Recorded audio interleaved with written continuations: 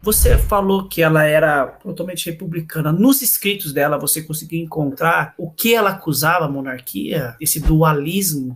Ela digamos assim, uma literatura política também? Sim, sim, ela vai ter essa produção política, sem dúvida alguma.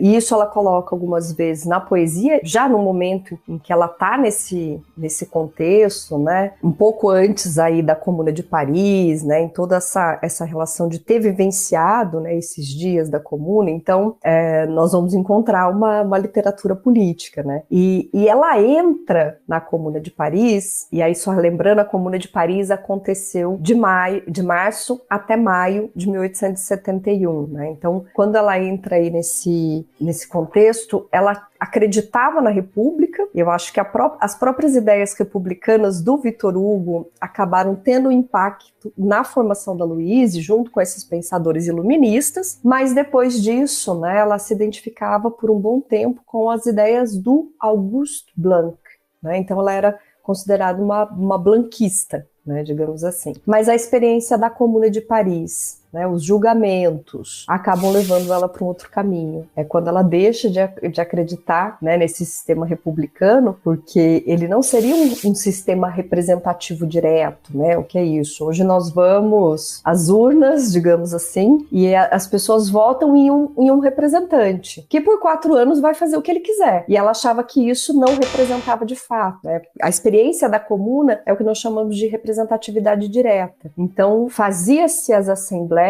nos bairros, e aquilo que foi decidido em conjunto, um delegado defendia. E ele não podia defender a sua ideia própria, mas a ideia do coletivo. Se ele fosse lá e defendesse, né, uma ideia própria que não tinha sido debatido, no dia seguinte ele não era mais o representante. Então ela entendeu, né, que essa questão republicana, ela teria caminhos distintos daquilo que ela acreditava. Né? E é assim que ela acaba depois fazendo adesão ao anarquismo. Mas em todas essas fases dela, a gente encontra poesia, textos, né? Sempre com essa característica de uma literatura mais política, mais engajada. Caminhando para uma próxima pergunta, eu queria que você explicasse um pouquinho o que é anarquismo, porque tem vezes que o pessoal meio que fala umas ideias assim que não condiz com a realidade. Na sua concepção do que você estudou, o que era o anarquismo naquele contexto da Louise Michel, o que ela acreditava, qual era o ideal político dela? Deixar isso claro, porque o pessoal hoje acha que vamos entender cada coisa no seu momento histórico, no seu espaço social.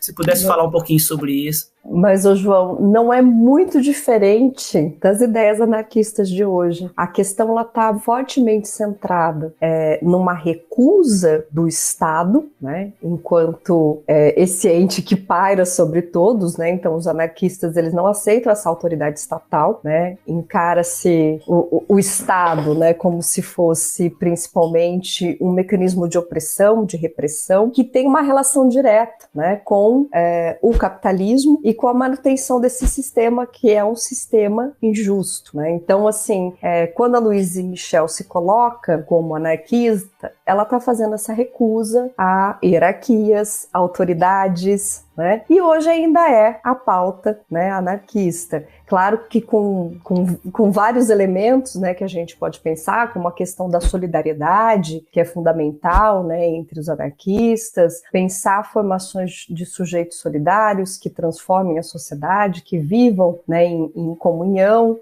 onde todos têm de fato, né, os mesmos direitos, não só em papel, mas em prática, e que se construísse uma sociedade mais justa e mais igualitária. E aí, dentro desse contexto, né, a Louise Michel acaba aparecendo também como uma das precursoras, né, do que nós chamamos de feminismo hoje, porque dentro desse contexto, né, do anarquismo, ela entende homens e mulheres como sujeitos de direito, né, coisa que não acontecia. E mesmo na Comuna de Paris, tá, os homens, eles podiam participar, né, através de um sufrágio popular, mas as mulheres não. Tanto que as mulheres, naquele contexto, elas vão se organizar, né, em associações, em grupos, para que coletivamente elas pudessem ser ouvidas. Então, a Louise, dentro dessa proposta, né, e aí eu entendo, né, essa questão, porque muitas vezes quando se pensa uma proposta de anarquismo, as pessoas pensam que é uma bagunça, que é uma desordem, né? Eu tinha até uma tia, quando eu era pequena, ela falava, você veio aqui fazer anarquia? Eu, não! E as pessoas ficam, né, com essa ideia no senso comum, né, de um modo geral. Mas, assim, é uma questão de autogestão, né? A proposta anarquista é uma proposta autogestionária que vai aí se colocar contra as hierarquias, qualquer sistema de opressão que possa existir.